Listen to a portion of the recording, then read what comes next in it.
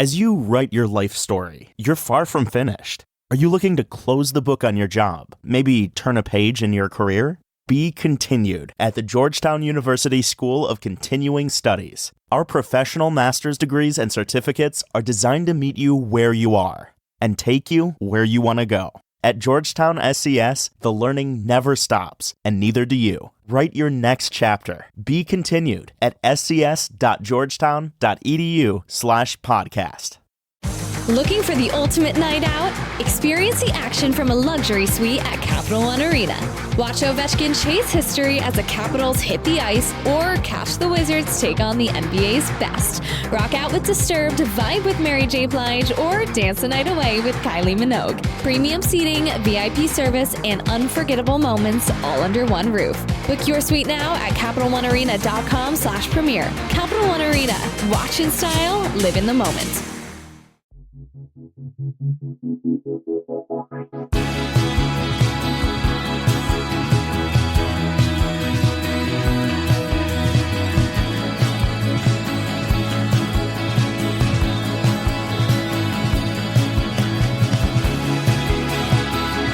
You're listening to 100 Words or Less with Ray Harkins. What is happening, everybody? Welcome to this podcast because, after all, you care about independent music. So in turn, that means I care about you. I want to have a dialogue with the people who are involved in this in a very deep and meaningful way, whether it's punk, hardcore, indie rock, emo, metal, whatever it is, as long as it comes from small, sweaty rooms. And that means that you probably have experienced some of the same things that I have, that have just completely changed the trajectory of our lives by watching some bands play in a room full of like 50 people. It's beautiful, and I love it. Josh James is on the show this week. He plays guitar in Stick to Your Guns. He also played in Evergreen Terrace for many, many years, and he also has filled in with a ton of other bands. He played in 18 Visions for a moment. He plays in Davey Havok's Straight Edge band, and the list could go on and on. I'm not going to bore you with it. You can clearly use the internet to discover more about him. But Josh is for sure a lifer. I appreciate the gusto that he approaches the lifestyle of being in a touring band. I mean, because he's been in Stick to Your Guns for the better part of 10 years now, I want to say. I love the band. And they just released a new record on Sharp Tone Records called Keep Planting Flowers. The fact this is their, like, I don't know, 6th or 7th full length, I obviously should have looked that up beforehand, but it's so cool to watch a band be able to grow and change and evolve and get fans from all over the world. Like the fact that this band is, and Josh and I speak about it in the interview, the band is arguably more popular in Europe than they are over here in the States, but they're incredibly popular here in the States as well. It's just so heartening and cool because I know that all of the members put a lot of work into it, a lot of blood, sweat, and tears, and it's great. So that is why I spoke to Josh, and we talk so much about his crazy lifestyle and origins of, it's weird when I trip across kids from different areas of the country that grew up on like the Fat Records and Epitaph sound. I know that was ubiquitous in the 90s, like you couldn't escape it, but I have always been impressed by people that are like, oh yeah, like I love Good Riddance and I'm from Florida or New Jersey or whatever, because it felt like such a regional thing because this was obviously pre-internet. So you were buying samplers and whatever. So anyways, we talk a lot about that, but let's talk about the ways that you can support the show. First of all, you can email the show, 100wordspodcast@gmail.com. I love to hear feedback, pitches, whatever it is you got in your brain. You dump it in there, I'll respond to it, and then boom, we've created a relationship. A one-sided, or actually no, that's a two-sided relationship if I'm responding to you. But yeah, that's how I correspond with people in how you want to share your ideas for upcoming guests, whatever it is. I love to get that email. Also, you can leave a rating and review on the Apple Podcast page or simply just a rating on Spotify. I know I talk about it week in and week out, but first of all, not everybody listens to every single episode. And second of all, there are thousands of you that have not done it. I'm tracking you digitally via your IP address. Obviously, I'm not doing that. Jokes aside, but it helps out the show to get recommended to the people that need to listen to it. I also have been taking it upon myself to recommend music on a weekly basis at the top of the show. I have a link in the show notes with a playlist on Spotify where you can listen to all the music. It can be new, old, everything in between, just stuff that is new to me that I discovered. And I'm like, you know what? this needs to be highlighted. You need to listen to this. You need to check it out. This week is a really, really awesome band called The Helicopters. And if you are not familiar with The Helicopters, well then welcome. This is their 7th full length. The band started off as a side project with dudes from Entombed and like the Swedish metal scene. Arguably, The Helicopters and like the Hives are two of the most important like Swedish rock bands in general. And obviously both of those bands have come over here to the States, but the Helicopters I just don't feel like gets the same sort of recognition or love. But I love the band so much. I got exposed to them many, many years ago when I was working at a record label, and just listening to them, I was like, this is just great, foot on the monitor rock and roll. The newest record that just came out is called Overdriver. They broke up for many years, but they came back a couple of years ago, and they haven't lost a step. If you like, AC/DC influenced rock, but without a lot of the, sort of cheesy, like, dude, I don't want to listen to, rock me all night long. Like, if you want to just, cut to the meat and potatoes rock and roll, then that is what Helicopters does, but they do it with like a punk edge as well, because they're totally influenced by bands like the Misfits and Radio Birdman and a lot of that cool post-punk stuff. But yeah, it's a great band. So while the new record, Overdriver, is really, really good, if you like that, I can guarantee you will like all the rest of that stuff as well. So please check out the Helicopters. And like I said, a link in the show notes for the playlist recommending all of the things for you. Also, one last note, I dropped a bonus episode of the Outbreak Podcast. This is a podcast that I do with the people from the Outbreak Festival. It's a whole separate feed. So if you like it, if you're like, you know what, that discussion with Pat Flynn from Have Heart and Fiddlehead, that was interesting, that was engaging. I have a ton of different people because it's obviously very similar in nature, a sit-down talk, but I'm keeping it short, asking a little more punchy questions, and you get different responses, and it's really, really fun. So if you like that, there's a link in the show notes of this episode where you can follow along with that and listen to all the episodes, because we've got 25 plus chats there, so it's great.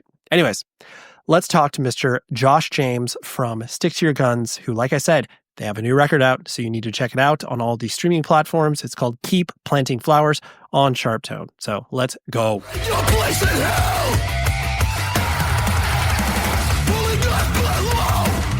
You, like me, are old and are lifers to this cause, as it were. But what I've admired about your journey and path throughout all of this is the fact that you've committed it to, your bands in obviously a very real way, but then you've been able to play with a lot of different people. Obviously all across the spectrum of, punk, hardcore stuff. Yeah. Was there ever a point where you felt like, it was quote unquote time to move on in regards to not hanging up your love for the music or touring, but just the, implications of like, oh, I guess like real life needs to happen at some point. Or was that just never really part of the equation? No, it never was part of the equation, oddly enough. I think that a lot of people could look at it and go, wow, what a idiot. But, when I was in high school, I had no interest in going to college. I didn't know what I was going to do, but I also really wasn't concerned with it. Throughout junior high, I was like crazy obsessed with skateboarding, and I was pretty good. And I was really like hoping like somehow I could just skateboard for my, for a life. And at the time, I don't think skateboarders were really making money or anything like that. But I was just so consumed with I just was so not interested in having any kind of, I guess what we could just call like a 9-to-5 life. And, started playing in bands in junior high. And when I was in high school, a band that I was in, everybody else had already graduated, and they kind of gave me like an ultimatum. They're like, hey, you either should drop out of high school, or quit the band, because like we want to go on tour. And I was like, even though I'm not super interested in having like a higher education, I think dropping out of high school for this band might be a bad idea. And so I quit the band. And then right after that, Evergreen Terrace started. And Evergreen Terrace started doing okay when I was in high school. And we did like summer tours. And then as soon as I graduated, we kind of just went on tour, and I never looked back, and I never considered anything else, because I was just so drawn to that life. And especially at that time, it was such a bizarre, this is before smartphones, this is before like super accessible internet, all of that stuff. So it was such an adventure and such a place of discovery. And I think I was like finding out so many like I was finding so many beautiful things in the world that I never knew existed. And I was finding out all about all these different cultures and these different ways to think. And a lot of it was very different from how I was raised. And so that really intrigued me. And I think because of that, I never considered doing something else. And, um, and I was lucky enough to where the bands that I was in did good enough to where I could pay my bills. And you combine that with just never living beyond my means. For a while I lived like in a storage unit for $35 a month. I never had like an unhealthy, sneaker addiction or anything like that I've seen some of my friends go through. And obviously drugs and alcohol wasn't something for me. So I was just able to make it work. And it really wasn't until the pandemic where all of a sudden, for the first time in roughly 20 years, I'm sitting at home and it hit that 4 month mark, that 5, 6, 7 month mark. And I'm just going, what the fuck am I supposed to do with my life? And I think, like many people during that time, that was like turned into like a pretty big like existential crisis for me. And then, it's funny because, as you mentioned, we are old. And so at that point I'm like, oh fuck, I'm old and I can't get a job, like I can't do anything. And there was a time I think in maybe like 2021, late 2020, early 2021, I told my wife, I was like, hey, I'm starting to go like a little bit crazy. I've got to find something to do. And I was like, I'm just gonna like apply for some jobs. And the last time that I did that, you would like walk into the workplace and be like, can I speak to the manager, and introduce yourself and try to charm them. And now it's like you get on an app and you make a resume, and I'm sitting there like trying to make, you do learn all of these like really, really important and useful skills from touring, especially, I've also a lot of times done the role of tour manager and stuff like that. So you learn all of these really useful skills, but then you're trying to like make it not be like I play in a band, on this resume. And I remember like all I really qualified for was to like pick up dead bodies. And I couldn't get the job. I still didn't get hired. I told my wife, I was like, yo, you might want to think about like just leaving me, because I'm not even good enough to pick up a dead body nowadays. And it was Right. pretty funny. And My marketable skills. exactly, and I ended up finding some very, very bizarre, um, fun jobs to do during that time to kind of keep me occupied. But it's actually odd. I just realized it right now that right before Evergreen Terrace started to tour a lot, I got hired as a gravedigger. And it just dawned on me right now that I was like, holy shit, you go like, 20 something years later, and I'm still just like, yeah, I guess I can move around a dead body. Oh, fuck. I don't know if that's Oh man, that's super dark. it's well, I mean, it probably is a combination of both, but I think the what you're talking about, I mean, there's so many things that you mentioned there that are interesting to pull apart, but I think that idea of, when people are not in the, normal workforce or whatever, and especially to exactly your point of all of these skills that you're developing, but you would never call them skills, but you're just like, oh, dude, I'm really good at logistics. Yeah. I'm really good at, planning ahead, like all of these things that people don't do at the ages that you were doing this at. Totally. You don't do it until later in life, but then all of a sudden you actually have like, oh, am I able to put down Evergreen Terrace in my resume? It's like, no, Yeah. like people are gonna be like, what the hell are you talking about? You're an idiot. Yeah. Don't put that. They're going to be like, you mean you play guitar? And I'm like, yeah, but I'm also like legitimately a master problem solver, and I think Right. it's a great skill to have, but I don't really know how to put that down on a resume. So I'm hoping that I don't have to ever go through that part again. But still, Yeah.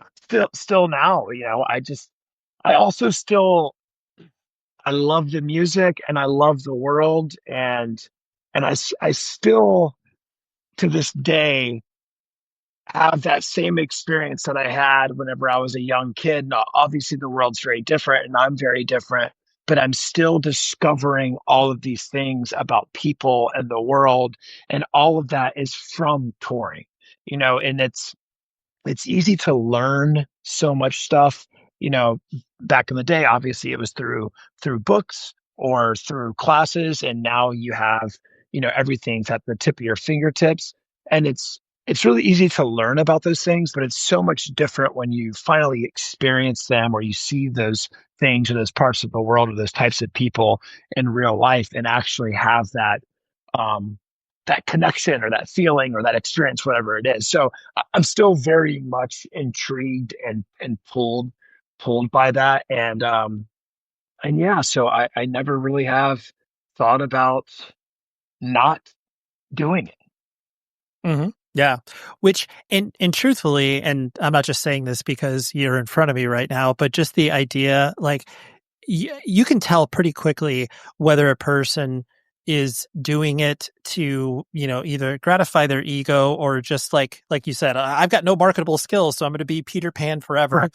Like, it does get to that point in people's lives where it's like, okay, I can do adult like things, but I can still be this, some version of this idiot kid that I was, but I'm not going to be just this like complete scumbag walking across the earth, like with nothing else going on with my life. Absolutely. And so I think that, yeah, there's that razor thin margin where people, and you and I both know people who fall maybe into the other category of like, dude, you better never get off the road because I don't know what you're going to be like at home. Like, Yeah. I don't know.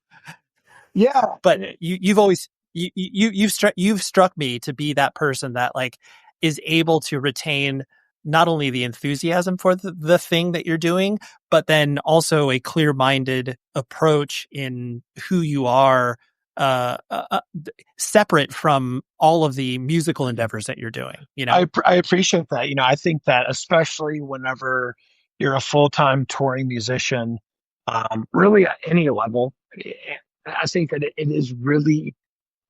I think that if you're not paying attention to yourself and you're not paying attention to the experiences that you're having around you, it is very easy to become extremely stunted in your growth as an individual, but also I think it's really easy to like fall victim to some of the, even super cliche traps that everybody knows exist for people like touring musicians, drugs, alcohol, all that kind of stuff. So I am very thankful that that's not where I'm at right now and hope to never be. Yeah, for sure. Digging into your just I'll kind of gloss over some biographical information. I know that everyone presumes you're born in Florida, but you were born in South Carolina and then ended up there when you were a little bit younger. I'm guessing that just because most people that are raised in the South have a faith-based system Yeah. that is introduced to them, did you come up in a religious household that had that sort of point of view? Yeah, definitely. My parents got divorced when I was pretty young, and when my mom remarried, I think it was like really important for her to find someone, like somebody that was the opposite of my dad, obviously. And I think she wanted someone that was going to be trustworthy and stable and all of these things. And she had really started going back to church at the time, and she met my stepdad there. And then from that point on, um, I was raised in a very like born again born again Christian household. And so it was church every Wednesday night, church every Sunday. And it was like, hey, if you don't believe in this, you're going to die and you're going to burn in hell for forever. So, there's a lot of that kind of stuff. But yeah, I think that's pretty typical for a lot of people raised in the South. It's the Bible Belt. And, I think that's another thing, going back to talking about touring, being able to tour the world and see how other people view and operate religion was huge for me as a young person. Heavy music, merchandise, and records. Do I have your interest? I should, because evilgreed.net is an amazing place for you to buy all of that stuff. They are based out of Berlin, Germany, but ship worldwide, and the shipping rates to us are wild. They're bonkers. So that means you can get it shipped to you wherever in the United States for a very, very fair cost. And what is Evil Greed? Beyond just, a web store. Everybody has a web store. What they do is they have a curated point of view. They work with bands and record labels that are what I like to call artistic heavy stuff. So, your Speeds, your Gulches, your Blood Incantations, your Deaf Heavens. And then they also work with a ton of record labels like Metal Blade, Sacred Bones, Death Wish. Trust me, if you listen to this show, I can guarantee you will want to buy at least $200 worth of merch from them. Vinyl, shirts, sweatshirts, they got it all. So please order from them, because you are supporting an incredibly independent company that I think is really important within the context of our punk and hardcore scene, because this came from a person's brain, and then they started to build it, and then now it is a real thing that employs, a ton of people, and they're a full-fledged business. So please go to evilgreed.net, check out their wares, and buy some stuff so you can look cool. What's as cool like showing up to school in a Blood Incantation shirt, because people aren't even going to know what that logo is. But all jokes aside, evilgreed.net, shop away.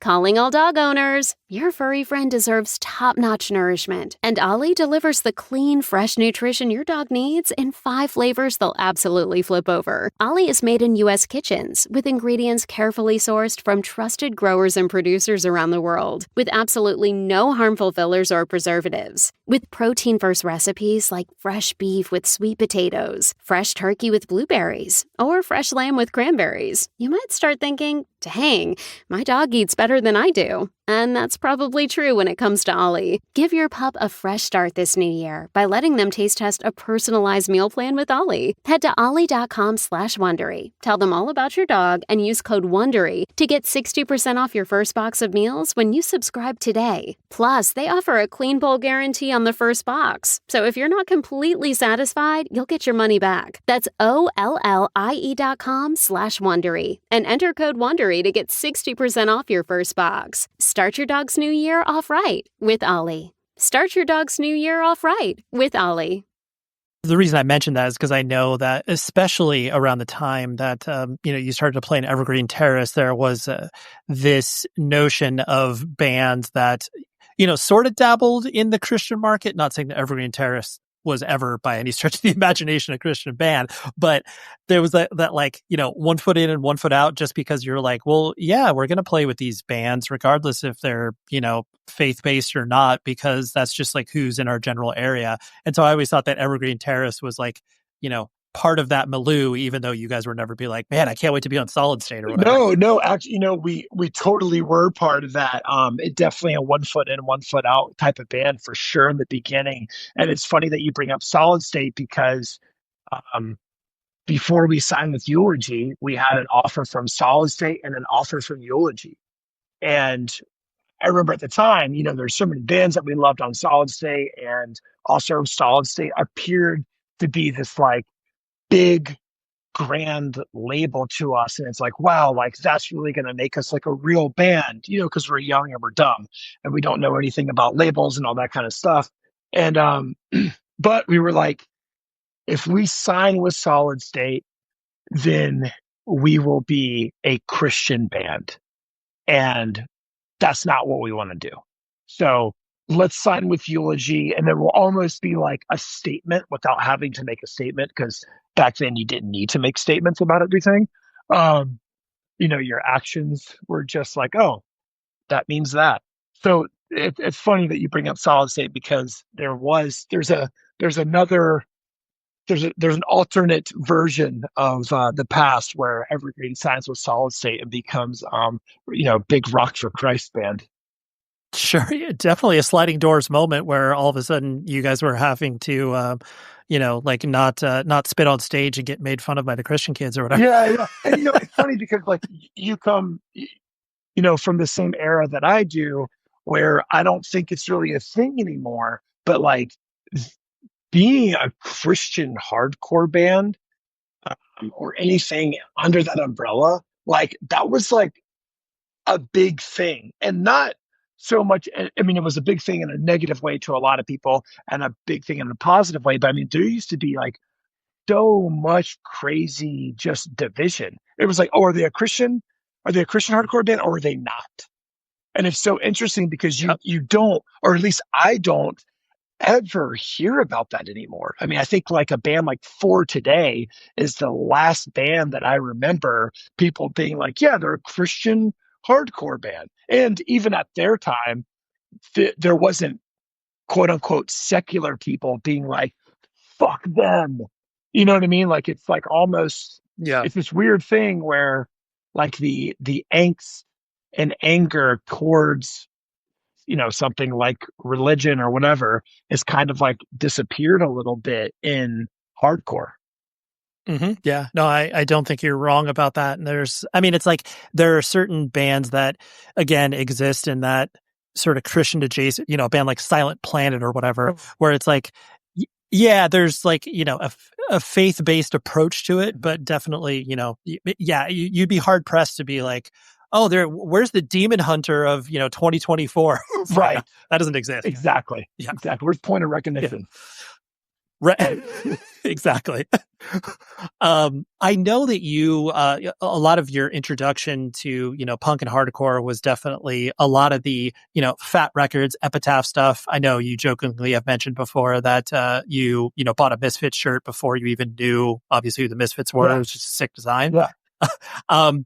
The punk aspect, like just being from the West Coast myself, like that was, pervasive and was in the water. You had no choice but to get into it. And so where people like yourself being from, Florida, that idea of like how it got into your bloodstream, I'm always fascinated by people that exist outside of California that really develop a love for that. So how was your, I guess, introduction to the, Fat Epitaph, like the skate video type of stuff get into your life? Man, it's such a good question because I've never really thought about it. I mean, like you said, when I was in the third or fourth grade, I bought a Misfits shirt completely by accident, just like you said, because I was like, wow, cool skulls. And so, I bought this Misfits shirt. It didn't say Misfits on it. And then a kid in the neighborhood had told me like, oh, that's a Misfits shirt. And I'm like, yeah, I don't know what that is. And I eventually got like a mixtape or something that had somebody, maybe he made a tape. I don't really remember, but it had Misfits on it. And I was like, oh, this is cool. It's songs about like, I Want Your Skull and Teenagers from Mars. But also at this point, like I'm a little kid. Like I also listened to like Milli Vanilli and MC Hammer. It's like, I'm just a child that's like, this sounds cool. And that's it. And then I think around like the sixth grade, Kurt Cobain dies. All around the same time, it's like there's this explosion in grunge music. Then there's like bands like Green Day, Dookie, Offspring, Smash, Weezer, Blue. Like that all comes out, I would guess, within a 12-month calendar year. And so that's the time that I'm also like transitioning into junior high school. Starting to figure out who I am. And I don't know, it's weird. I don't ever remember anybody telling me about Bad Religion or telling me about NoFX. It was like just all of a sudden I had a cassette tape and then I was just going to the show. It's like, I don't know. And there definitely was back then, I think a lot of times I would get a tape and then, shortly after that CD, and I would look through if I liked it, I would look through the band's thanks list. And I would be like, oh, okay, well, this band called Good Riddance keeps getting thanked a lot. So I should seek out some Good Riddance music. And then I would go to the store and I would blindly buy a Good Riddance record. I would just be like, well, I like the artwork of this one, so I'll just buy this. And at that time, there was one little record store in my town that popped up. that carried that kind of stuff. Before that, it was all just like, maybe stumbling, maybe meeting a kid that also skateboarded. I think that was a big part of it too, is like, back then skateboarding was pretty like not popular. So if you saw a kid at school with a skateboard shirt on, I would just be like, "Hey man, you skate? Let's talk. Let's meet after school. Let's go skate here." And then it would be like same thing. If I saw a kid with a Bad Religion shirt on or a No Effect shirt on, I would go talk to them, and then maybe they would tell me about a new band. I would tell them about a new band. So it was this completely like organic word of mouth thing where I was just discovering these bands in these really nowadays odd ways, through Thanks List. Also back then, I'm sure you remember like record labels did sampler CDs and tapes. And so that was huge, Oh, yeah. getting like the Fat Records, Physical Fatness, Survival of the Fattest, all that kind of stuff. And hearing a band and be like, wow, this is really cool. And then, as soon as I started going to shows, when I was probably around 12, like that summer before 7th grade, I just went to as many shows as I possibly could. And so I would just see there were so many bands that, I would go to see, and then the opening band would, be somebody that's great. It would be like, I went and saw No Effects and No Use for a Name opened up or something like that. And so that's how I found that whole like West Coast skate punk world. Yeah, it's funny because I always just thought like, oh, this is what everybody listened to if they're my age in junior high. And then, the older I've become, especially coming out here, it's just interesting to hear everybody's perspective about that style of like, that melodic punk or whatever. Yeah, I think the reason I'm fascinated by it is because it did get such a negative stigma attached to it once, the year punk broke, and like you mentioned, all the, Green Days and Offsprings and stuff, where you had the jock contingent that started to come to shows. And so a lot of people really, turned away from that particular scene and didn't wave the flag for, even bands like Good Riddance, where it was just like, dude, they're, like straight edge and vegetarian and vegan. They're like, the Earth Crisis of the pop punk world, so to speak, besides Propaganda, of course. But so I just always find it interesting when people like yourself not only like didn't get turned off. Like, I mean, yes, you didn't agree with that, but you weren't like, oh, I don't like any of that stuff because of this. And like, I think it's cool that you could still appreciate it for what it is because of the music and not be turned off by, the dumb people that came in and ruined a lot of aspects. Yeah. And I think that like I started like listening to that stuff maybe right before it had its really big burst, like I remember like the first time I saw No Effects, it was like in a 400 cap room, so it's like, it's still pretty counterculture at that time before exploding into like a full on subculture. And I think that also being really young, I didn't recognize how many like jocks and stuff eventually got into that. Fast forward a couple years later, then you have all of the stuff that comes out that's like Simple Plan and like the real pop punk stuff. And then I was like very against all of that, probably to like an ignorant standpoint, you know what I mean? Where I was just, very aggressive and very open and loudmouth about that era of quote unquote punk or pop punk or whatever you want to call it. But also at that time, I'm now into like hardcore and, all that stuff. And I'm like, straight edge, and me and my friend are driving around telling people we're going to kill them if they smoke cigarettes. You know what I mean? It's just, such a dumb young teenager at that point. And you're like planting your flag and drawing your lines in the sand and all that stuff. And being offended by things that you have nothing to do with really. Yeah. Oh, for sure. Like, has no impact on your life in any capacity, but you're going to have opinion of, You're like Simple Plan. You know what I mean? It's so ridiculous. You're a poser. Totally. The girl's like, I'm yeah. You're like, why are you yelling at me, scary person? Yeah. like you mentioned, Evergreen Terrace wasn't your first band, but when did you take to, I guess playing in bands as far as like getting up on a stage and, even if it's playing in front of, a high school talent show or whatever, did that come relatively naturally to you, or was that something that, you became more comfortable at it over time? Pretty natural, I think. One of the first shows that I played, the singer quit like a few days before the show. So then everyone just said, well, you sing. And I was like, I can't fucking sing. And so I remember like that was probably the most nervous I'd ever been in my life. And, that had to have been like within the first 3 shows that I ever played.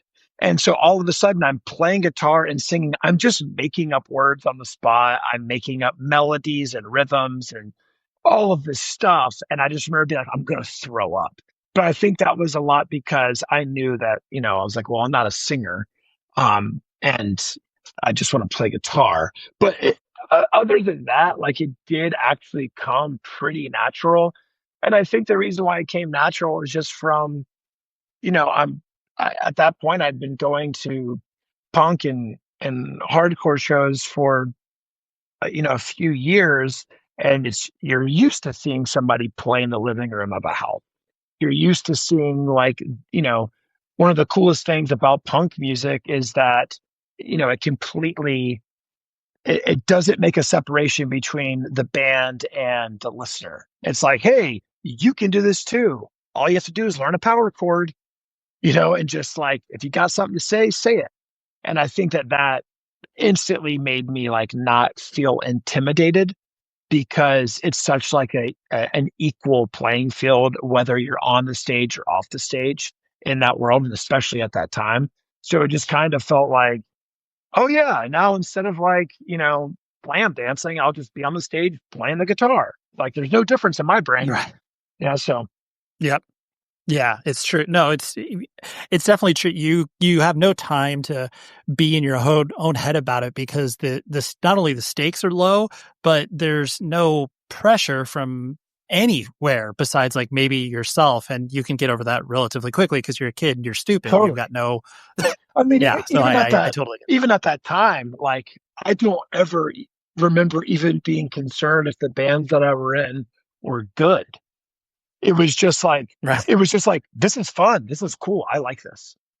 Totally. And now you're like, oh my God, is this song good enough? Are the people singing along? Are they jumping off the stage? Now there's all these like crazy, like, ways to measure, that have like an effect on your feeling of the show. There's all these different units of measurement. And back then there was 0. It was just like, yeah, check this out.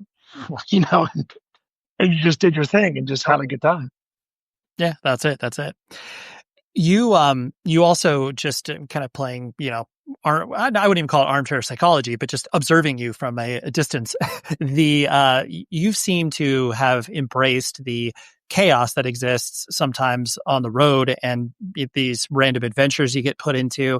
And clearly that doesn't always sit well with a lot of people, not like you as a person, but just like that mode of life. Was that something that you found pretty quickly that you were like cut for the road? Or was that something that you had to adapt over time where it's like, oh, so this is what life on the road is like? I think kind of for that same reason why I never thought about doing something else, or I never really stopped to question it, is it was just so second nature to deal with all of that shit. Whether there's, something insane happening where the van's breaking down and all the tires are flying off, or the promoter doesn't have the money, or there's some crazy like riot at the show, whatever it is, it just all seems kind of normal to me. And it's funny, when my wife and I first started dating, she had like told me something about like an astrologer or some shit. And I was like, yeah, cool, whatever. And right before we got married, she was like, hey, do you want to do this thing where where we go to this astrologer and he like reads our chart and all this shit. And I was like, yeah, but I'm going to go ahead and tell you this now. If this guy says that we're not compatible, then, fuck that guy. And so she like laughs, Right. she laughs about it, whatever. When we go in there and he's like super nonchalant and he just asks for like, my birthday and my place of birth and what time I was born. And, I tell him all that stuff. And he sits back in the chair and he goes, okay. He goes, yeah, he goes, it looks like, you have a lot of like crazy things that happen to you that like most people think are crazy, but you don't think are crazy. And then he looked at my wife and he's like, but it works really well with that. He's like, so pretty much, Josh, like your entire life is in retrograde. So you just attract chaos. And then he looked at my wife and he goes, but it's all good because according to your chart, like that doesn't affect you at all. So yeah, you guys are a great match. And we were laughing so hard at that because I was like, oh my God, he's right. I attract the chaos. And there's, so many times I'll be out with friends or whatever, and some insane shit will happen. And they'll be like, dude, this only happens because you were here. And I was like, yeah, I don't know, man. This astrologer said one time I attract chaos. So I guess that's what it is. But yeah, it feels very second nature to me. And if I'm being completely honest, of course I want to go on tour and there not be any kind of like major problems, but boy, oh boy, do I enjoy it when there are. Like, there's always a part of me that I'm like, I wonder if it's going to go really bad to see if we can get away with it or fix it or whatever it is, And Right. so yeah, I kind of thrive on it, I think. Rockabilia.com. You know the place. You know where you need to point your web browser to buy all of the raddest, officially licensed merch from bands of all shape and sizes. If you're talking about Alice in Chains, Black Sabbath, Beatles, Slipknot, Eminem, Green Day, Sleep Token, and they have free shipping for all U.S. orders over $50. And then on top of it, I'm giving you a promo code, 100 words or less, that gets you 10% off your entire order. So I can save you money and on top of it, make you look cool to all your friends when you're showing up with all this sickest merch. But joking aside, it's all officially licensed. So that means the bands get paid.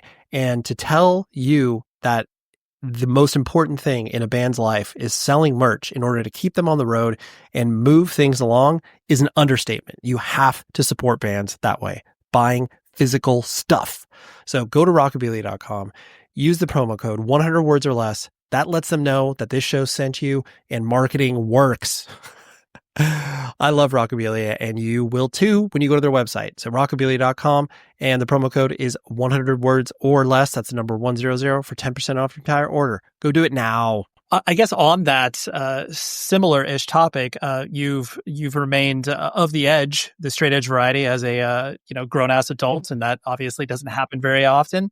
How do you reflect on like that choice impacted your life in regards to, I mean, because at this point now, like you're an adult, you don't need to necessarily call yourself that, but you obviously do.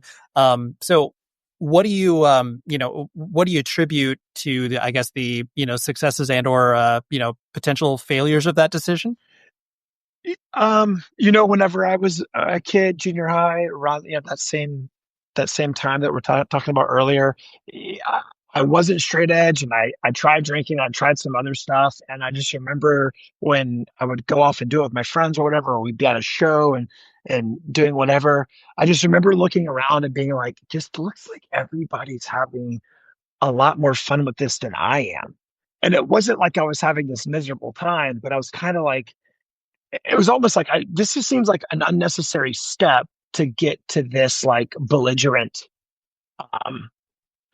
mindset that everybody's going after. Because, obviously when you're a kid, you're not like drinking or doing anything to be like, oh, I really love the nodes of blueberry in this ale. You know what I mean? You're like, I want to get fucked up and feel crazy and just be out of control. And I guess maybe I just knew how to already access how to be out of control. That for me, I was like, oh, I don't need this step. And then on top of that, it's like, the things that I think a lot of straight edge people say, or they're like, oh, I have this alcoholic in my family, my grandfather or whoever it is, and that runs in my family, or an older brother or whatever it is. Everybody has their own version of that. And I did as well. My mom's dad was like an extreme alcoholic and all this shit. And so I was just like, well, I don't want to be like that.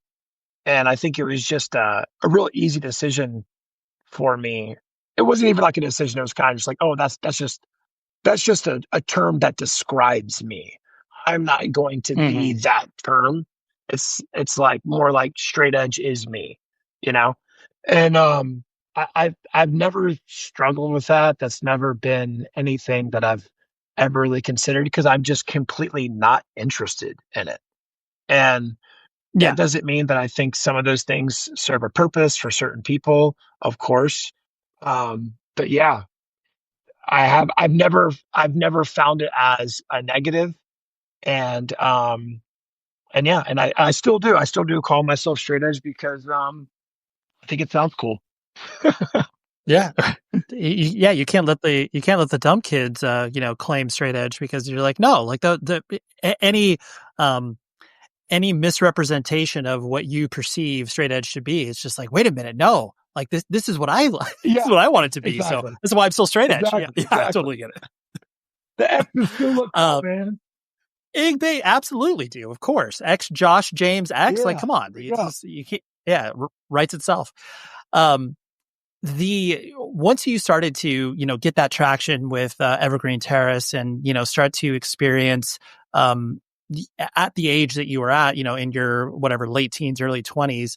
And I know you've spoken about this before, but I think it's an important topic of the separation of you as a, person in a band and people look up to because it's like, oh my gosh, like, you're cool. And that ego gratification that all of us fall into in some capacity.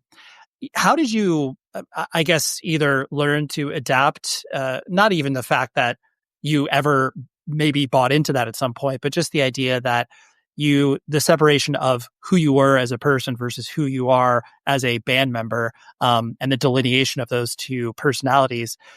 When did you, I guess, learn how to separate the two, or was that a constant like back and forth that you were trying to make sure your ego was in check? Well, I think, like I was just talking about in the beginning, there was never really like any glorification of like somebody in the band.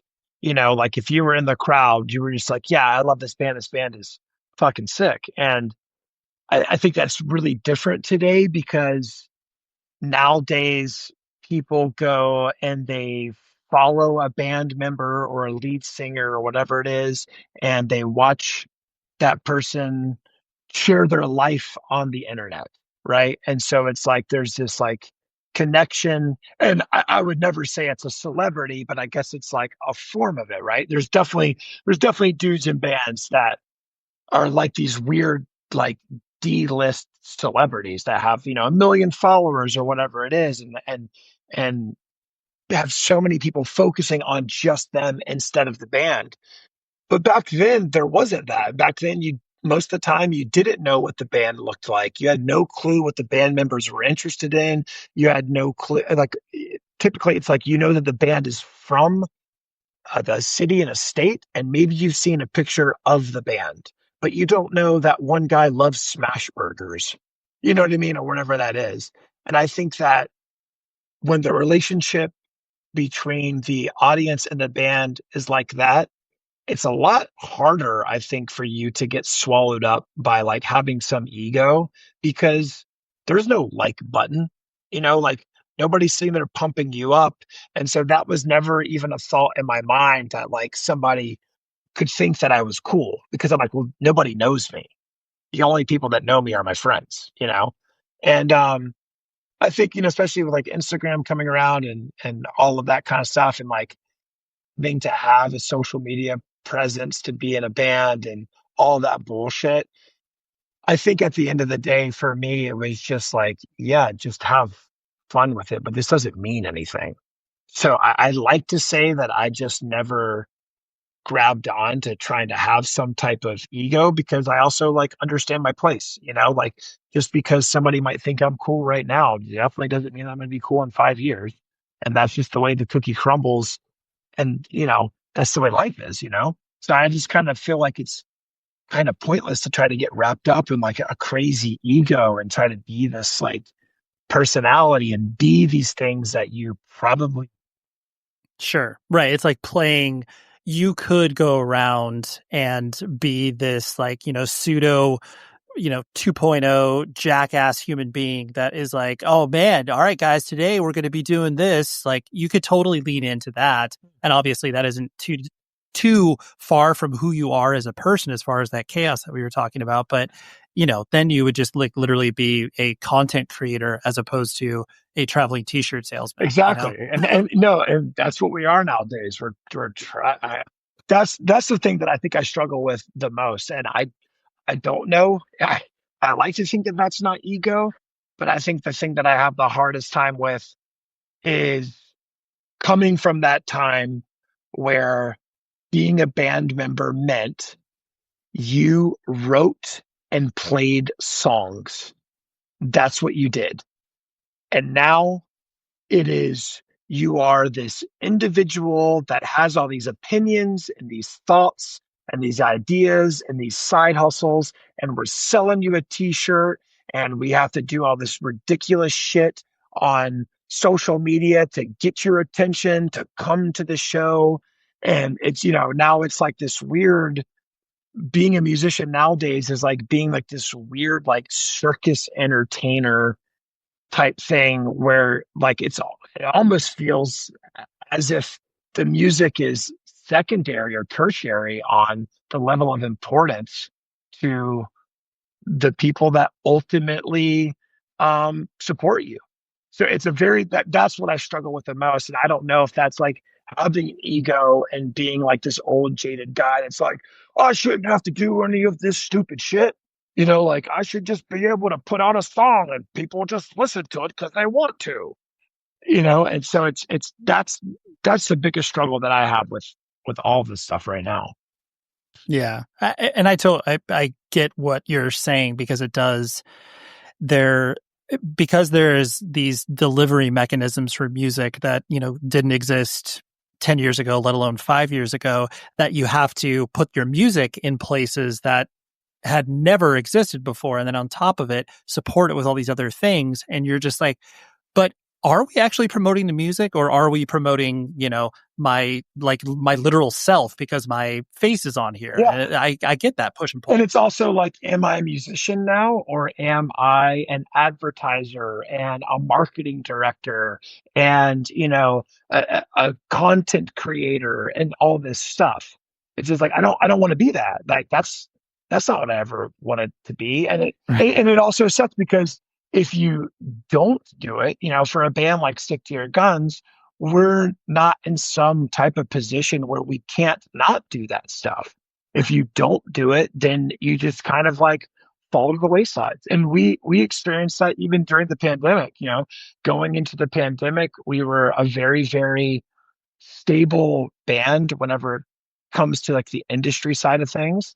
And so we were we were almost completely inactive during the pandemic. We didn't do live streams. We didn't really drop any merch. We didn't do any of the shit. And because of that, we definitely took a hit from that, because we didn't think about it, which makes perfect sense in retrospect. But it's like, a lot of people that were listening to the band and supporting the band and going to shows and all that stuff during that time of the pandemic, real life happened, and they moved on and they moved out of hardcore, whatever it is. And when all these new kids came in, where typically they would have seen us play a show and they'd be like, oh, I went to a show and I heard this band. Well, they didn't do that because shows weren't happening. So they discovered all their bands from 856 and from TikTok and all this shit, and we weren't participating in any of that stuff. So it's like, that was a big lesson to us where it's like, okay, well, even though we don't want to be the monkey, like in order to continue the band to be any type of level that is sustainable, we do have to go, what's up, Instagram? We're coming to Charlotte, North Carolina, whatever it is. Right. And it's just like, it's like this, like really like, it's this tough pill to swallow, but we're doing our best to swallow it, because it's like, now it's like this machine. And I think like part of that problem also is like corporate rock mentality has really infiltrated hardcore and metalcore and all the cores, everything under that umbrella. And so now it is like a lot of bands get ran like big business, and Totally. and bands now are brands. So it's a lot to digest, especially for, an old fuck like me, where I come from the time of just like, yeah, you just play the song and that's the end of it. People go, yeah, I like it, or they go, I don't like it. And then that's the end of it. Yeah. Yeah. Totally, totally. And just that idea, like you and I are familiar with the term procore, and obviously hardcore bands are still somewhat familiar with that term, but like that, that doesn't exist anymore. Right. Like everyone's procore immediately. 100%. Yeah. It's so wild. Like the amount of bands that come out now, and it's like, we have a manager, we have a booking agent, we have all this stuff. And I was talking about the other day with someone how it's so crazy to me. And it's really cool. Don't get me wrong. I think it's also a really cool thing for a lot of reasons. And I think that a lot of those reasons are obvious, but like, it's crazy to me now that it is not that big of a deal if you're a young band and you've played for 1,000 people. Like, Right. like that used to be like this monumental moment in the band life where you're like, holy shit, guys, we just played for 1,000 people. I mean, it was even monumental when you played for 500, but as you slowly and steadily grew, and then you had this finally this moment or whatever it was. And now it's just like, yeah, whatever, every show sold out. Who cares? There's 1,000 people all the time. That's what's normal. Like, or, younger bands getting paid, 10 grand to play a show. And I'm going, what? Like you hear what some of these bands make on merch and get paid. And I'm like, holy fuck, they think this is normal. And then it's hard for me to go, okay, so I guess that this is kind of normal now, but I'm just like, that's fucking crazy. Where I'm, yeah, you're like, no matter how many times I hear that, it's still going to be crazy. Yeah, I'm like, no, guys, this should be illegal. Like, this should be illegal. This is wild, Right. Yeah. On that topic, the fact that, Stick to Your Guns, I mean, from the inception of the band all the way up until now, clearly a band that has not only opinions, stands for things like the, both individually from a band member perspective and then also collectively as a band. And I've always admired the fact that you guys have been able to have teeth behind not only your music, but then the message behind it, and not lose the, potency of said message, where it's just like over time, Stick to Your Guns is now just like a watered down version of what they used to be. I know that you've probably had internal conversations of like, how do you approach it? And not like, okay, Jesse, shut up now, like, because we need to do this. I mean, I'm sure you've said that in some capacity, but so how have you kind of, I guess, navigated the retention of that, core component of who the band is, but then, not just become some shallow version of yourselves? I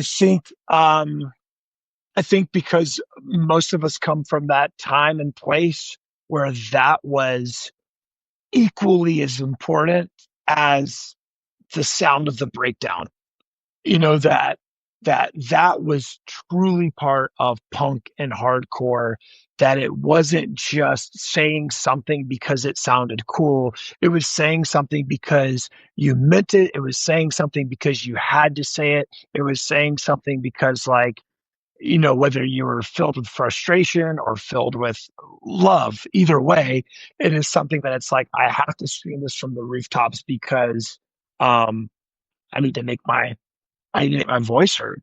And so when it comes to all of that stuff that you're just talking about, that's always been, it's almost like, all right, the guitars are going to be distorted. That's just always going to happen. So we never talk about that. We never like, maybe we should do a record where it's all clean guitars, or like, let's, or like, let's switch the guitars out for piano. So I think that for Right. us, like, just that message and that meaning is just second nature to us. And I think that that's also because that's what we use to define hardcore, and that's what we use to define punk music. Yeah, for sure. Totally. I get, yeah. I like that analogy of like, yeah, that would be if we didn't have strings on our guitar. It's just like, that's not, no, of course not. Exactly. Of course we're going to. Exactly. And I think if anything, like, we don't ever talk about like, let's not become a watered down version of ourselves. We just go like, let's try our best to make sure that we're still writing like sonically good songs. Like the words are always going to have some, they're always going to have meaning. We're not going to write any watered down lyrical. Jesse's not going to write any like watered down lyrics of just yesterday's Stick to Your Guns. I think for me and Chris, whenever we go to write a lot of the music, we're just like, okay, we're really focused on this. Can't be a watered down version of us. We can't sit here and go, let's, we figured out a formula, so let's just do that formula, Right. and Beat it into the ground. yeah, exactly. And with lyrics and with music, I think it's all about just like, if it's real, and the lyrics are always real. The things that we've talked about, we've always stood behind. And I think those are very like real things to us.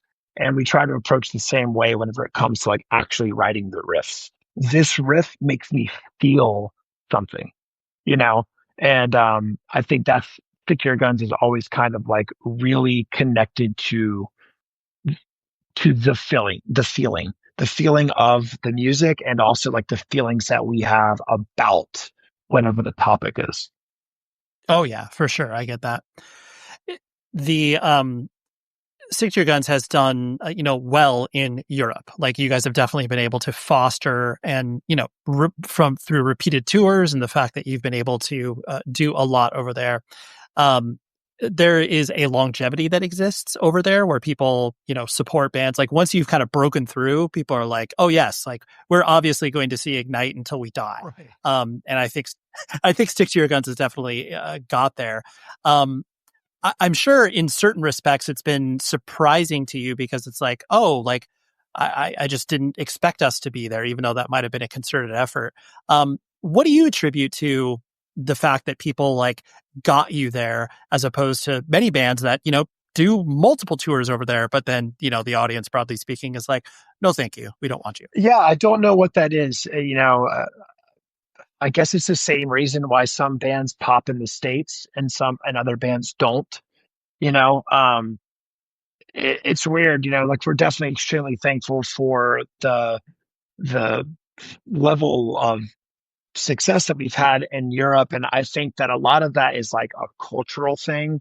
It seems like music is important everywhere, but whenever it comes to aggressive sounding music, I think we're seeing just now in America that aggressive music is like taken seriously in a way where it's like, now you might go to a Planet Fitness and you're going to hear them playing a song that has screaming, which is kind of crazy to me. But now that's just normal. You have Kate Beckinsale on TikTok doing a dance to a Kubla Khan song.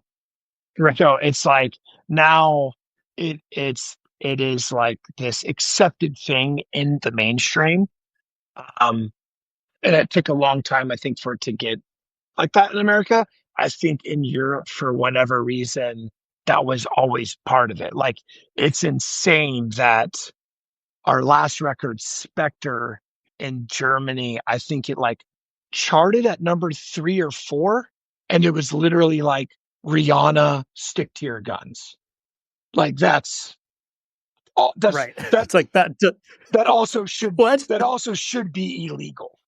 You know what I mean? Like, Right. Like, what are we doing here? And it's funny to us, so we're like, holy shit, this is pretty crazy. But it also doesn't mean like, it's weird how that translates, because it's not like we go over there and we do a headline show and there's 50,000 people or anything like that. I mean, obviously Rihanna is still leaps and bounds, billions and billions and billions of light years, beyond us. But yeah, I don't know. I don't know if I think that's just like a kind of like a cultural thing. And it's funny because I think touring in Europe, touring out of the States, I think for a lot of people is just hard because they're not comfortable being out of their comfort zone.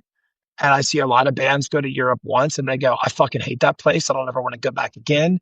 And the crowd didn't care about us. But it's like, well, why would the crowd care about you? Your first time, and it's just like the crowd's also probably not going to care about you in Little Rock, Arkansas. But it's like, if you want them to start caring, you got to keep going back. And I think for STYG, it was like, yeah, let's just keep going back, keep going back, keep going back. Like we love to tour. Yeah. And so I think it just paid off, and I hope that it continues that way. Yeah, absolutely. Last two things I wanted to hit on was the related to that topic. What's your personal favorite, whether it was something that was said directly to you or the band in general, your favorite German compliment? Because clearly you have most likely either heard of the statement or have been delivered one. Oh, dude, the German honesty is unreal. I don't think that I can actually say on a podcast what someone said to Stick to Your Guns Okay. one time. Okay. And it was the most insane German honesty I've ever heard in my life. And it might be, I will tell you personally after we end this, because it's so bananas. It's got to be in the top 3 wildest ones I've ever heard.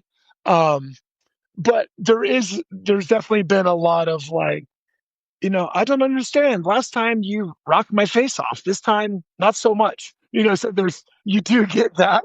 You do get those things. But man, I can't say it. I can't say on a podcast. It's completely fine.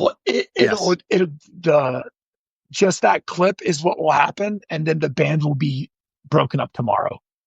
Right. We don't need that. We do not need that. We want to get you close to trouble, but not in trouble. But yes. Yeah. I like that.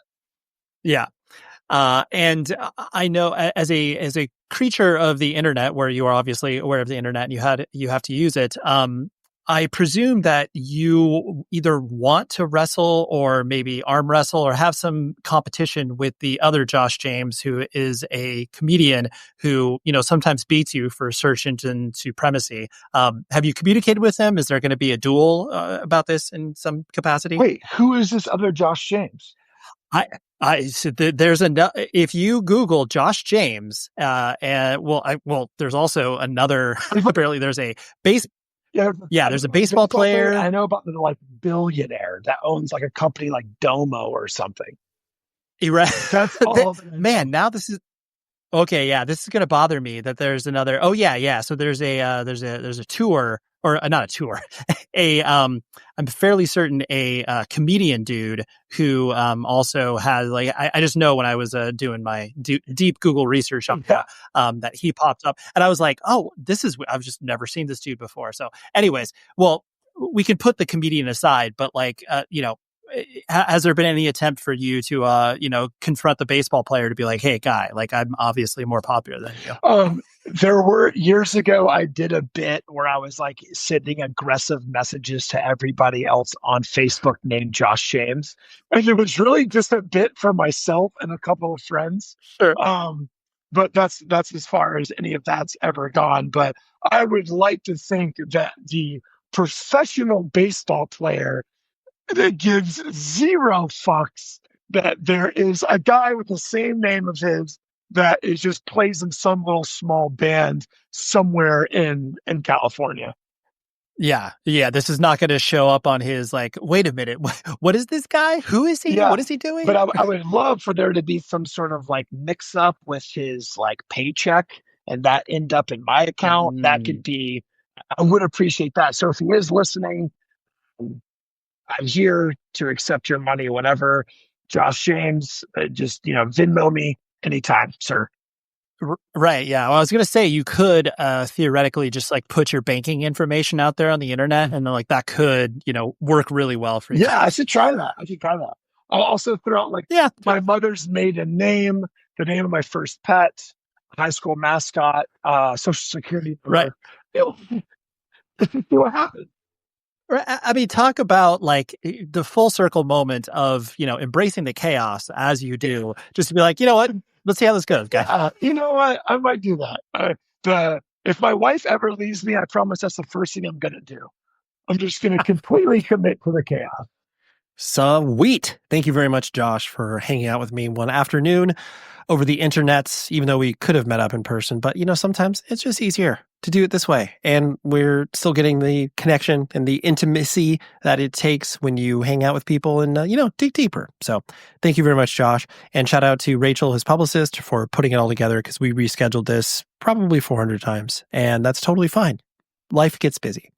Anyways, next week I am thrilled because this is a smaller band, but they released one of my favorite records from last year, Cosmo Vidusi. He's the vocalist for a vegan straight edge band. Actually, no, not vegan, just a straight edge band from Florida called Contention, who released it on Days Style or Days, however you would like to frame that record label up.